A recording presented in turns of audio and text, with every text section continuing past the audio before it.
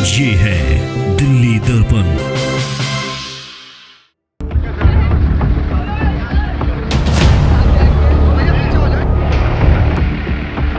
हम भी गए हैं, कानून का दरवाजा खटखटा रहे हैं, कोर्ट गए हैं। हमारी बात को मानेंगे तो ठीक है, नहीं तो 36 बिरादरियां हमेशा फ्रीडम फाइटर रही हैं, देश के लिए भी लड़ती आई हैं, अपने हक के लिए भी लड़ेंगे, लेकिन डेरियां नहीं।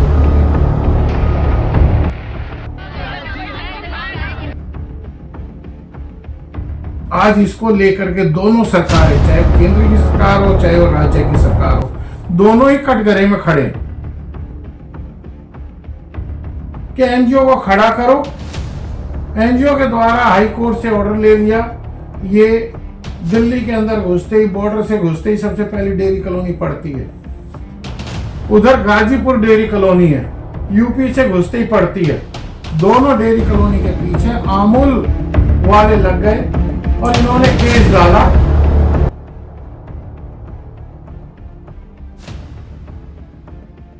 अब उजाड़ कैसे रही हैं कि पॉल्यूशन है वहां।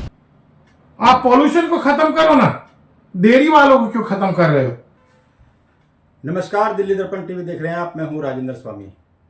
दिल्ली दर्पण टीवी दिल्ली में उन तमाम डेयरियों में पहुंच रहा है जहां एमसीडी ने नोटिस दिए हैं और कार्रवाई की तैयारी में है।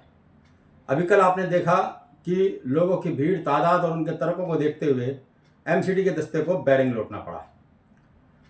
कितनी चिंता का विषय है, कितना उनके साथ गलत हो रहा है या सही हो रहा है, इस सब पर हम लगातार जो डेयरी के इलाके के लोग हैं उनसे भी बातचीत करते हैं और उन लोगों से भी बातचीत करते हैं जो इस विषय की समझ रखते हैं या इस पेशे से ताल्लुक़ रखते हैं। हमारे साथ है विनोद नागर, जिस कम्युनिटी को किसान कम्युनिटी कहा जाता है, गुर्जर कम्युनिटी कहा जाता है, जो पशुपालन में सबसे ज़्यादा जिनका योगदान है दिल्ली में या काम है, उन्हीं में से एक आते, उसी परिवार से आते हैं और उस ज़माने से मैं इनको देख रहा हूँ। तो इस सब पर बात करने के लिए हमारे साथ मौजूद हैं और बहुत नज़दीक से बलसवा डेयरी को भी वो जानते हैं। विनोद जी, किस तरह से देखते हैं आप उसको, उस कार्रवाई को? हालांकि अभी लौट तो गया है लेकिन ये राहत स्थायी नहीं है। स्थायी राहत के लिए क्या कर रहे हैं कुछ?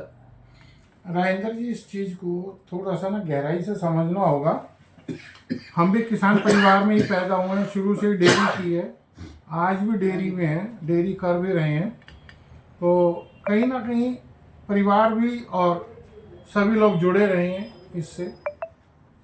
मैं आपको बता दूं, ये जो डेयरियों का मसला है, आज इसको लेकर के दोनों सरकारें, चाहे केंद्र की सरकार हो चाहे वो राज्य की सरकार हो, दोनों ही कटघरे में खड़े हैं।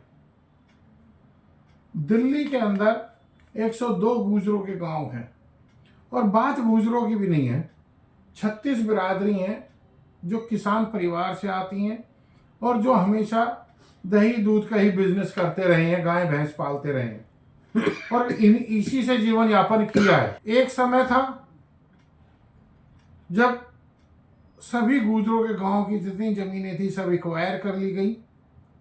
फिर समय आया कि नहीं, आप लोगों को डेयरी कॉलोनी दे देते हैं। 50 साल पहले कांग्रेस की सरकार थी, श्रीमती इंदिरा गांधी जी उसमें प्रधानमंत्री थी, जिन्होंने ये डेयरी कॉलोनियां बसाई। 11 कॉलोनियाँ बसाई थी टोटल। डेयरी कॉलोनियां 11, 12, 15 जितनी भी हैं, ये डेयरी कॉलोनी बसाई और सभी डेयरी वालों को इसमें प्लॉट दिए गए और सब ने अपने खून मेहनत की कमाई से, खून पसीने की कमाई से इसको बनाया, सींचा, जहाँ जिसका पालन पोषण होगा, अपने बच्चों का पालन पोषण किया। और आज 50 साल बाद आप ये कहें हम आपको उजाड़ने जा रहे हैं, तो सोचिए क्या बीतेगी उन पे। पहले तो हम लोगों की ज़मीनें ले ली गई, कहा गया नहीं कॉलोनी, डेयरी कॉलोनी में लेके जाओ, डेयरी कॉलोनी दे रहे हैं आपको, और अब डेयरी कॉलोनी को भी छीन के कह रहे हैं आप दिल्ली से बाहर जाओ। तो ये कहाँ का इंसाफ है? आज हवाला दे रहे हैं हाई कोर्ट का है।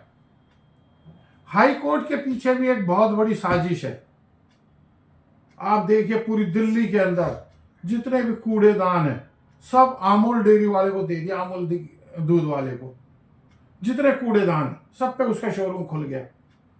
अब उसका क्या टारगेट है कि एनजीओ को खड़ा करो।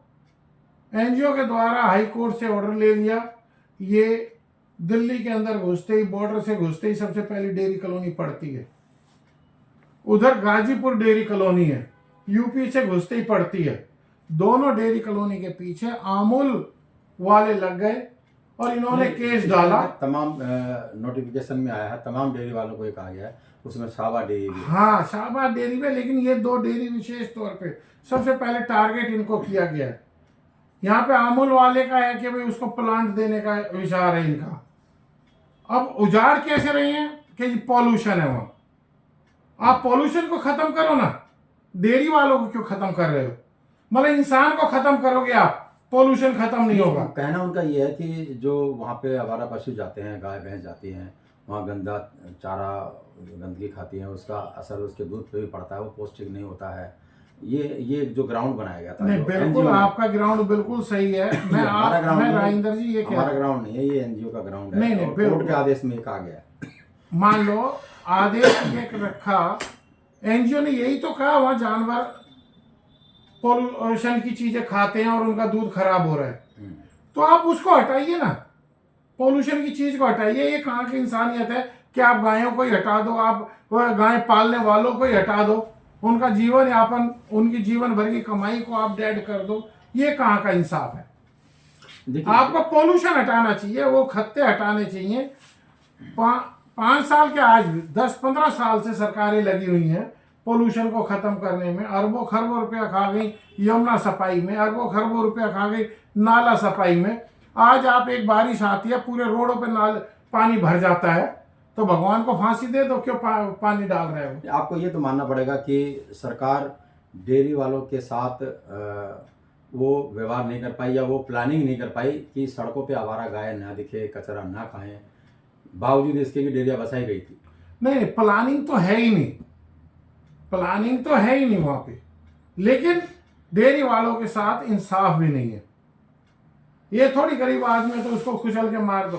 अच्छा चलिए, डेयरी कॉलोनी बसाई गई, उसी टाइम में नंदनगरी बसी, उसी टाइम पे जहांगीरपुरी बसी, उसी टाइम पे ये सुल्तानपुरी बसी, सभी को हटा दो फिर तो। नहीं, इनको तो दिल्ली के बाहर बसाया गया था, इसीलिए कि भाई पशुपालन का काम है और शहर की आबादी से उनको दूर, किसानी का काम है तो वो दूर करें। उस समय मेरी जो बात हुई, कह रहे थे कि उस समय पानी नहीं था, पशु चिकित्सा का केंद्र नहीं था, सरकार ने कोई सुविधाएं नहीं दी। नहीं, देखिए उस समय दिल्ली से बाहर दिया, आउटर दिल्ली में आता था ये, मान लिया, लेकिन आज तक सुविधा तो कोई दी ही नहीं। हम वही कह रहा हूँ, ना कोई हॉस्पिटल दिया जानवरों का, ना बच्चों के लिए स्कूल दिया, ना जीवन यापन के लिए दिया, ना जानवरों के लिए कोई चारे की दुकानें या कोई ऐसा सुविधा दी जहाँ पे। यहाँ पर तो इंसान ने खुद लड़के इसको बनाया, खुद इसको डेवलप किया और अब इसको बिल्कुल हटाने पे तुले हैं, तो ये तो नाइंसाफी है। सरकार भी कोई प्लानिंग नहीं करती है, क्योंकि एमसीडी ने नोटिस दिया। पहले जनप्रतिनिधियों के मामले के जहन में भी ये बात आई होगी, इतना टाइम हो गया, इनका लैंड यूज चेंज कर दिया जाना चाहिए कि 90% आबादी है हो गई है वहाँ पे। बहुत सारे लोगों ने पशुपालन का काम छोड़ भी दिया, तो इसका स्वरूप बदलना चाहिए था। लीगल जो आप इसी पॉलिसी को लें तो पूरी दिल्ली डीडीए ने प्रोपोर्शनल लीज पे बेची है, 99 साल की लीज की है ना, उनके लिए भी रास्ता खोल दिया कि आइए आप फ्री होल्ड कराइए। हमारे तो 50 साल हो गए बैठे हुए इन लोगों को। हाउस टैक्स ये दे रहे हैं, इनकम टैक्स ये दे रहे हैं, सेल टैक्स ये दे रहे हैं, किसी ना किसी रूप में सारे टैक्स दे रहे हैं, और फिर इनकी फ्री होल्ड नहीं की गई। आज भी मलकियत कह रहे हैं कॉरपोरेशन की है। कैसे? 50 साल रहने के बाद फिर भी मलकियत कॉरपोरेशन की है, कैसे? नहीं तो डेयरी के जो नेता हैं उनको ये आगे बढ़ के करना चाहिए था। जो समझदार लोग हैं, आप जैसे लोग हैं, उनको आगे आना चाहिए था कि ये तलवार लटक गई है, कब इसका समाधान, स्थायी समाधान तो यही हो सकता है कि इनको मालिकाना हक मिले।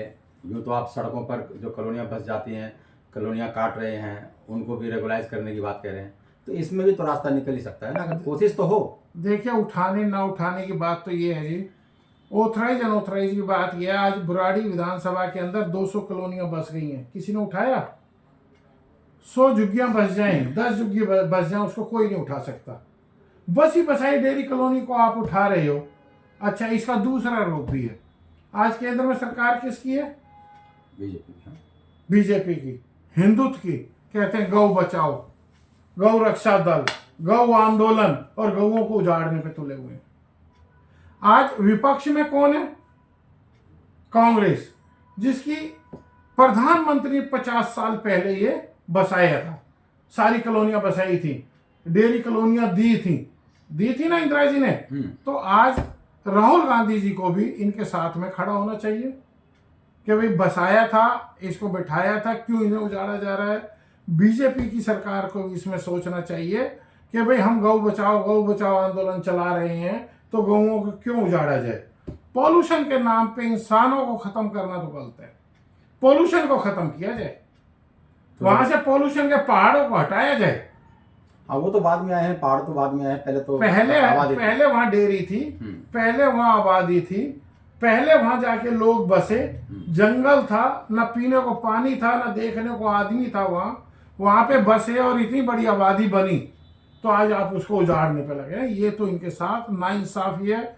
पूरी दिल्ली के अंदर डेयरी कॉलोनियां जितनी हैं, उसके अंदर हम गुजरों की नहीं, 36 बरादरी जो एक दूसरे में से निकल के बनी है, चाहे वो यादव समाज हो, अहीर समाज हो, ठाकुर समाज हो, जाट समाज हो, कोई भी समाज, 36 बरादरियां एक दूसरे से निकल के बनी है। इन 36 बरादरियों से ये कॉलोनियां बसी हुई हैं, और यही 36 बरादरियां हैं जो दूध घी का काम करती हैं। तो इन्हें बचाया जाए। मैं तो आपके भी चैनल के माध्यम से दिल्ली सरकार हो, केंद्र सरकार हो, मैं दोनों से आग्रह करता हूं, इसमें हस्तक्षेप करें, कोर्ट को भी बताने का काम करें, कोर्ट न्याय देने का काम करे, न कि अन्याय करने का काम करे। इतने लोगों को उजाड़ने का काम ना करे। पॉल्यूशन अगर वहां नुकसान दे रहा है तो पॉल्यूशन को हटाया जाए, न कि इंसानों को हटाया जाए। देखिए, इतनी बड़ी साजिश है, अगर वो नहीं सुन रहे हैं, नहीं मानते, तो अब रास्ता क्या है डेयरी वालों के लिए, और क्या करने वाले? देखिए, हम भी गए हैं, कानून का दरवाजा खटखटा रहे हैं, कोर्ट गए हैं, हमारी बात को मानेंगे तो ठीक है, नहीं तो 36 बरादरियां हमेशा फ्रीडम फाइटर रही हैं, देश के लिए भी लड़ती आई हैं, अपने हक के लिए भी लड़ेंगे, लेकिन डेयरियां नहीं टूटने देंगे। चलिए, ये साफ साफ चेतावनी भी दे रहे हैं, और साथ साथ सरकार को भी आईना दिखा रहे हैं कि जिनकी जिम्मेदारी है कि वो कोर्ट को आश्वस्त करे, उनके लिए पॉलिसियाँ लेकर के आए, सही गलत का निर्णय करे, पॉल्यूशन के नाम पे उजाड़ने का काम न हो। लेकिन इसके साथ साथ एक बहुत बड़ी बात इन्होंने वो भी कही, जो हमें कई जगह सुनने को मिली है। हम सावा डेयरी गए हैं, हम बलसवा में भी गए हैं, घोघा के कई लोगों से हमारी बात की है, और इसको एक बहुत बड़ी सुनियोजित साजिश का हिस्सा वो बता रहे हैं। जिस तरफ विनोद नागर जी ने एक कंपनी का नाम लेकर के उसका जिक्र किया। अब ऐसे में ये लड़ाई कितनी गंभीर होने वाली है आगे, अगर इतने बड़े पैमाने पर, इतनी बड़े स्तर पर अगर कोई साजिश हो रही होगी, तो क्या ये आसानी से हल होने वाला विषय है? नमस्कार। लेटेस्ट खबरों के लिए सब्सक्राइब करें हमारा YouTube चैनल या फिर लॉग ऑन करें www.delhidarpantv.com। खबरों की कवरेज और विज्ञापनों के लिए संपर्क करें इस नंबर पर।